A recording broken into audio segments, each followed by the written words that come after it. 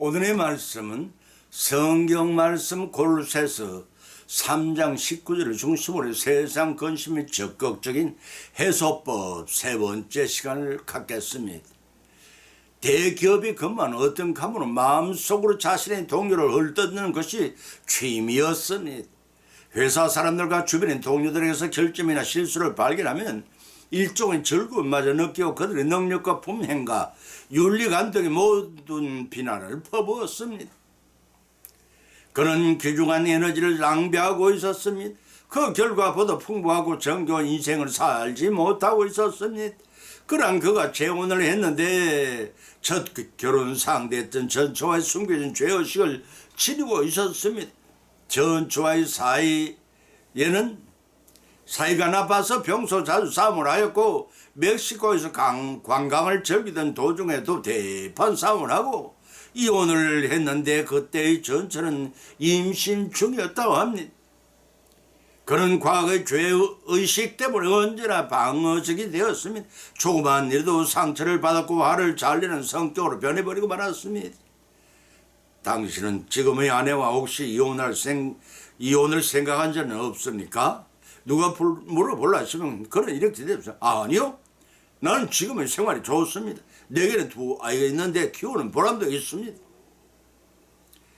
그렇지만 당신은 육체적으로나 정신적으로 20년의 전체에 매여 있지 않습니까? 부정적인 생각과 죄책감으로 괴로워하는 것은 상대방에게 아무런 도움을 주지 못한 채 당신만의 벌할 뿐입니다. 그 후 그는 변호사에게 의뢰하여 지금 다른 남자와 재혼한 전처를 찾는 작업에 착수를 했습니다. 그 결과 전처가 자기 자신의 딸을 키우고 있다는 사실도 알아냈습니다. 그는 변호사와 상의해서 자신의 이름을 숨긴 채 자기 딸 앞으로 3만 달러를 증여했습니다. 이러한 행위가 놀라울 정도로 효과를 발휘하여 편안하게 마음을 진정시켜 주었고 마음 한구석에 계시는 하나님을 다시 믿기 시작을 했습니다.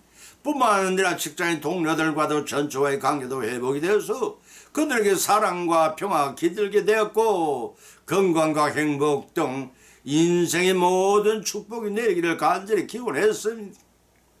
그 결과 지금의 그는 열등감과 죄책감에서 벗어났으며 그의 마음속에 평화가 찾아들었습니다.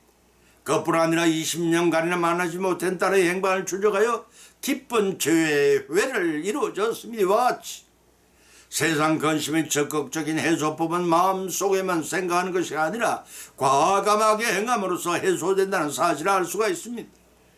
과연 그러한지 오늘의 본 말씀 상고하는 가운데 필차에 성령님의 감동 감화 역사하심에 믿며 풍성한 은혜 받고 실천하는 결단하는 시간이 되시기를 예수님 이름으로 간절히 축원을 드립니다. 첫째는 근심치 말고 복 주시기를 간구하라는 것입니다. 잠언서 10장 22절을 찾아보면 기록하기를 여호와께서 복을 주심으로 사람으로 부하게 하시고 근심을 겸하게 주지 아니하시느니라고 하였습니다. 천지 만물을 말씀으로 여세 동안 창조하신 하나님께서는 먹을 것과 입을 것과 자는 곳을 최적의 환경을 만든 후에 인간이 최고의 행복을 누리며 살 수 있도록 하신 이후에 사람을 만드셨다고 합니다. 이를 통해 하나님께서 얼마나 인간을 사랑하신가를 짐작하고도 남음이 있습니다. 그러나 선악과 언약을 파괴하여 불순종의 원죄를 범한 이후부터는 인간에게는 자박하는 죽음이 찾아왔습니다. 원치 않으셨지만 그때부터 인간의 생과 사와 화를 복을 주관하시게 되셨습니다. 이 말씀은 곧 세상에 태어난 모든 사람들이 신분 고하를 막론하고 또한 빈부 기층과 남녀노소를 막론하고 인생의 생사복까지도 하나님의 창조에 따라서 이루어진다는 사실입니다. 인명재천이라고 하여 고대 동양 사상에서도 인간의 수명은 하늘에 달려있다고 했습니다.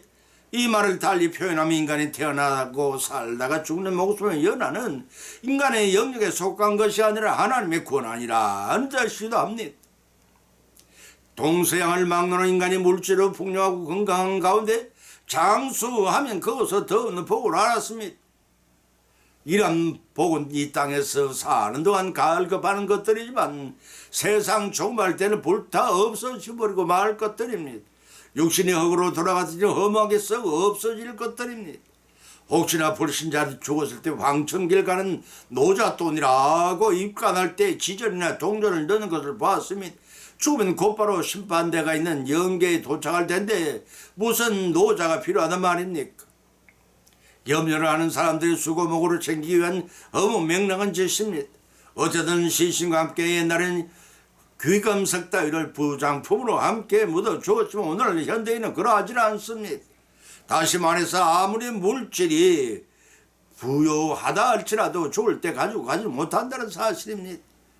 또 가지고 갈 수도 없지만 가지고 가봐도 하늘나라에서는 아무짝에도 소용없는 무용재물이 될 뿐임을 아셔야 합니다.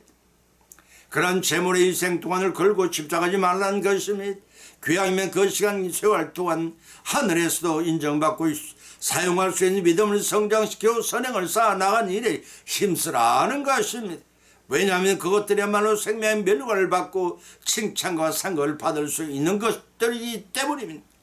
이는 무엇과도 바꿀 수 없는 영생과 복락을 성취해 누릴 수 있는 유일한 길이기도 합니다. 부자 청년이 예수님 찾아와 영생의 비결을 여쭤봤을 때 뭐라고 하셨습니까? 네 소유의 재산을 팔아 가난한 자에겐 나누어 주고 나를 쫓으라. 예수님께 친히 말씀하셨습니다. 그때 부자 청년은 재물이 많아 고민하며 돌아가니라고 했습니다. 부자 청년은 종말 때 불다 없어질 재물 때문에 영생의 구원을 받을 유일한 기회를 놓쳐버렸던 것입니다. 어리석은 부자 청년처럼 세상의 재물 때문에 영생의 기회를 놓칠 일이 없도록 근심치 말고 복주시기를 강구해야 합니다.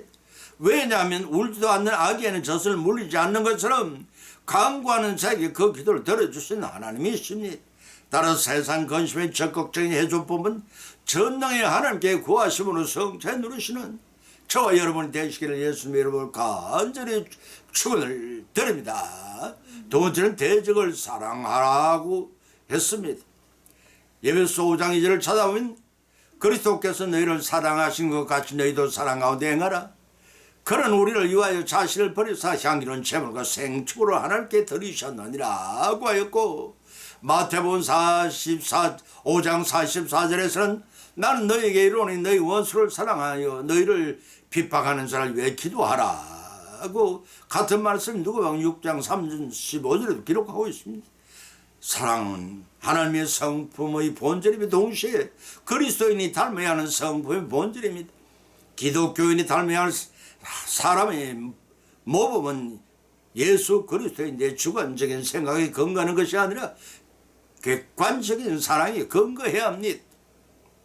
그리스도의 객관적인 기준인 그리스도의 사랑은 자신을 수행하는 사람이며 하나님의 사랑 역시 역사 안에서 현시된 것입니다. 그리스도인은 이미 경험한 사죄를 해주시는 하나님의 사랑과 대속적인 그리스도 사랑을 본받아 그 사랑을 실천해야 합니다. 본문 2절에 상반절에 기록하기를 그리스도께서 너희를 사랑하신 같이 너희도 사랑 가운데 거하라고 밝혀있습니다. 하나님을 본받을 구체적인 내용이 사랑임을 밝혀있습니다. 그 사랑은 그리스도의 십자가 구소의 사랑으로서 하나님의 사랑을 가장 극적으로 보여준 것이라고 요한복음 14장 9절과 16절에 밝게 기록해두고 있습니다. 그리스도께서 요한복음 13장 34절에 말씀하시기를 내가 너희를 사랑한 것 같이 너희도 사랑하라는 말씀을 제자들에게 새 계명을 주셨습니다. 따라서 9절의 말씀은 그리스도의 사랑을 보다 계속해서 실천하는 하나님의 명령인 것입니다. 행함이 없는 믿음은 죽은 믿음이라고 했습니다. 예수님께서 입으로 말씀하지 않고 때가 이름에 실천하였습니다. 본문 2절 하반절에 그런 우리를 위해 자신을 버리서 장기로운 재물과 생축을 하나님께 드리셨느니라고 하는 말씀에 포함되어 있습니다. 본 9절에서 그리스도인이 생활 원리가 휘정적인 사랑을 이루어져야 하는 이유를 밝혀 있는 것입니다.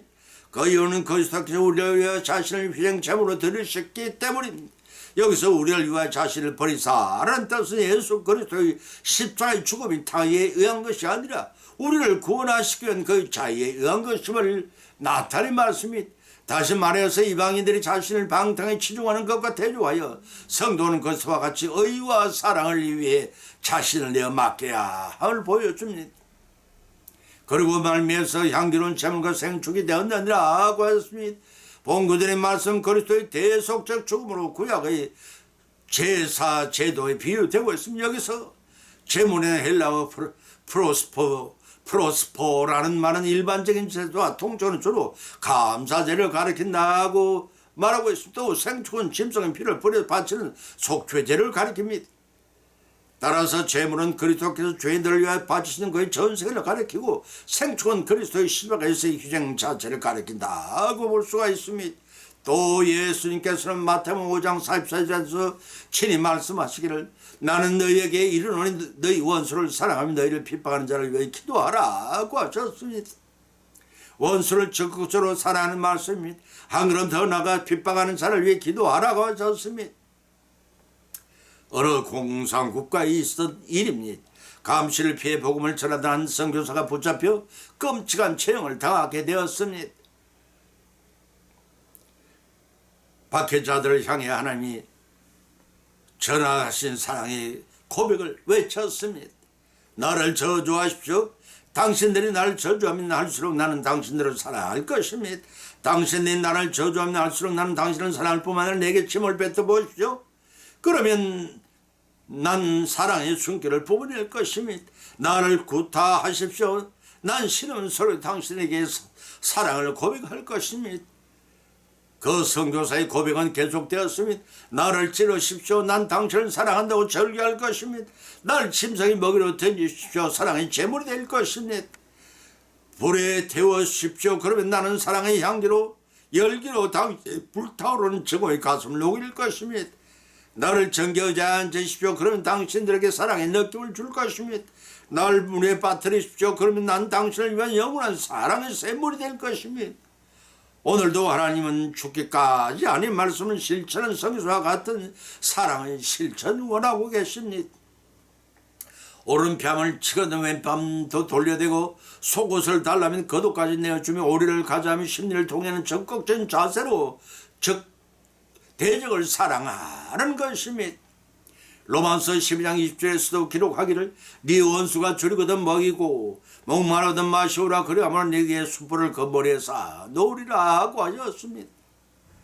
머리에 숯불을 올려놓은 것으로 얼굴이 화끈할 정도로 부끄럽게 여기도 선행을 베풀라는 것이며 그러면 제 대적이 진심으로 성국하게 되고 평화를 찾을 것이라 하는 충고입니다. 여러분이 대적 원수에 대한 사랑 복수심에 불타는 것입니까? 아니면 에와스의 선교사와 같은 사랑이십니까? 세 번째는 근심 없는 천국에 들어가도록 힘써야 합니다. 이사야서 51장 11절 찾아보면 기록하기를 여호와께서 구속한 자들이 돌아와 노래하며 시온으로 들어와서 그 머리에 영영한 기쁨을 쓰고 즐겁고 기쁨으로 슬픔과 탄식이 달아나리로다 라고 하였고 계시록 21장 4절에는 모든 눈물을 그 눈에 씻기심에 다시 사망이 없고 애통하는 것은 곡하는 것이나 아픈 것이 다시 있지 아니하니 처음 것이 다 지나갔습니다 라고 하였습니다. 개인 종말이나 집단 종말이나 그날이 오면 인생이 끝이라 생각하고 슬픔에 젖어 탄식한 사람과 내세에 대한 소망을 갖고 오히려 기쁨을 맞이한 두 부류의 사람들이 이 세상에 살고 있습니다.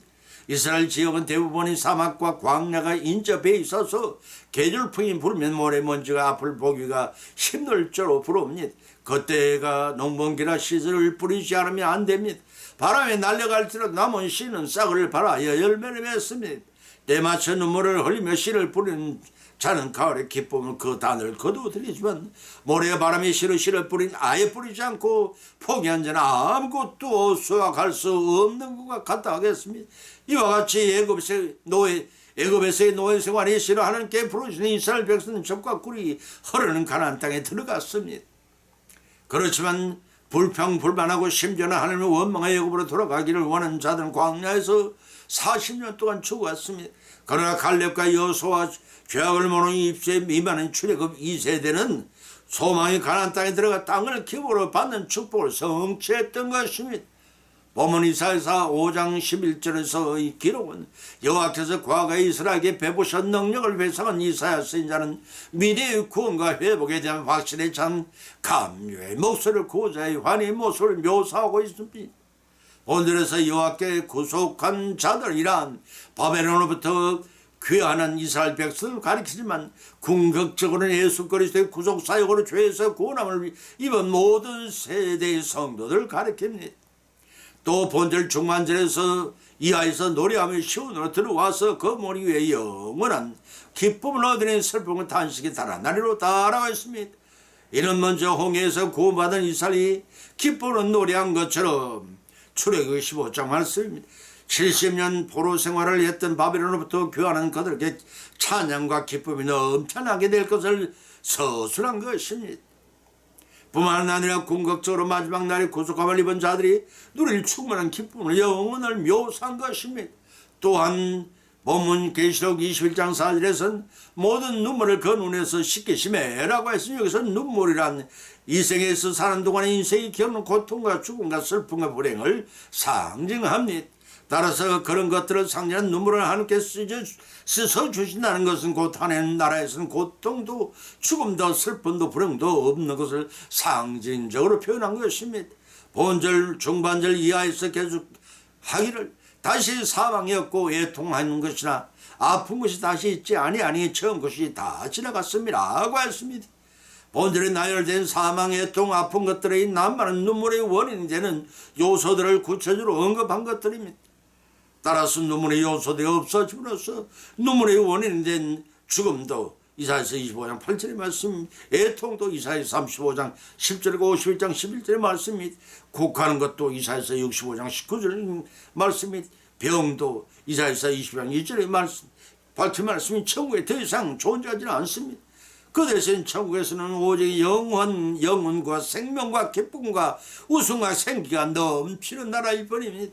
그렇기 때문에 본질을 만회치 없는 것들이 다 지나갔습니다 하고 기록하고 있는 것입니다. 처음 것이란 완전한 옛 피조 세계에 있던 모든 것들을 지칭합니다. 거기는 불완전한 죄악도 있고 죄악으로 인한 고통과 온갖 불행과 모순이 있었습니다. 그러나 그것들이 흔적도 없이 사라지고 완전한 새로운 세계가 왔으면 이제는 성과 아름다움과 기쁨만이 가득하게 되는 것입니다. 이와 같은 천국을 사모하는 우리들이 되어야겠고 이미 천국 시민으로 호적에 올라있는 우리들임을 기억하고 근심이 없는 천국, 병무 생사가 없고 눈물이 없고 기쁨과 영생만인 천국에 들어가시는 저와 여러분이 믿음 생활이 되시기를 예수님으로 간절히 축원을 드립니다. 결을 맺습니다. 오늘의 본 말씀은 상고에 나오는 가운데 피참 믿음대 은혜를 받았고 또한 세 가지 교훈을 받은 줄 압니다. 그 첫 번째는 세상 근심의 적극적인 해소법은 근심치 말고 복 주시기를 간구하는 것입니다. 간구에 세상 근심 걱정에 벗어나 소망의 나라로 지향해 나아갈 수가 있기 때문입니다. 그 두 번째는 세상 근심의 적극적인 해소법은 대정을 사랑하는 것입니다. 대정을 사랑할 때 성인은 화평의 삶을 이룰 수가 있습니다. 그 세 번째는 세상 것이면 적극적인 해소법은 하나님을 믿는 자들이라면 당연히 근심이 없는 천국에 들어가도록 힘써야 한다는 것입니다. 이러한 교훈을 받은 것을 거치지 마십시다. 한 번뿐인 인생입니다. 이 땅이 실생활 가운데 실천할 풍성한 결실을 거둠으로써 세상 근심의 적극적인 해소를 성취하여 하나님의 기쁘게 해드리는 우리 모두의 믿음으로 성령한 삶을 이루어가시기를 예수님의 이름으로 간절히 축원을 드립니다. 찬송가 272장을 올리겠습니다.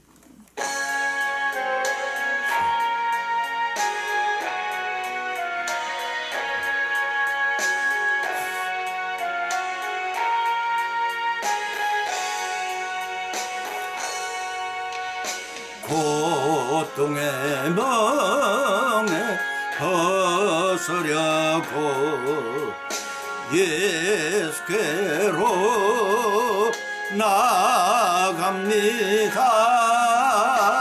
자유와 기쁨 베푸시는 주님께로 갑니다. 병든 내 몸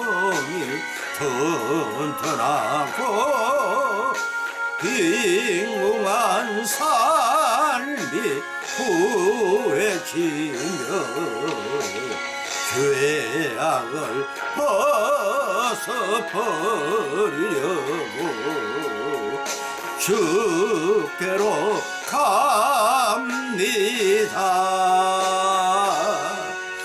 낭패와 실망 당한 뒤에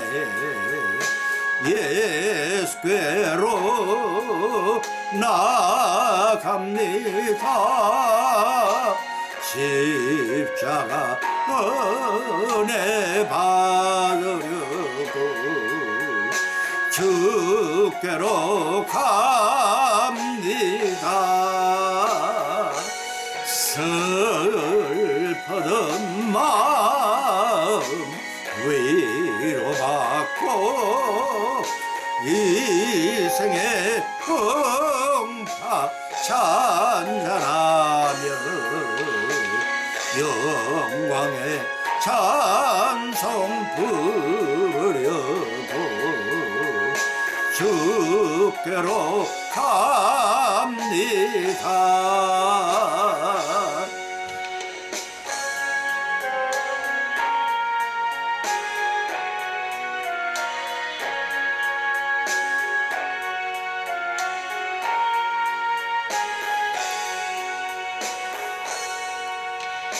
교만한 마음을 내버리고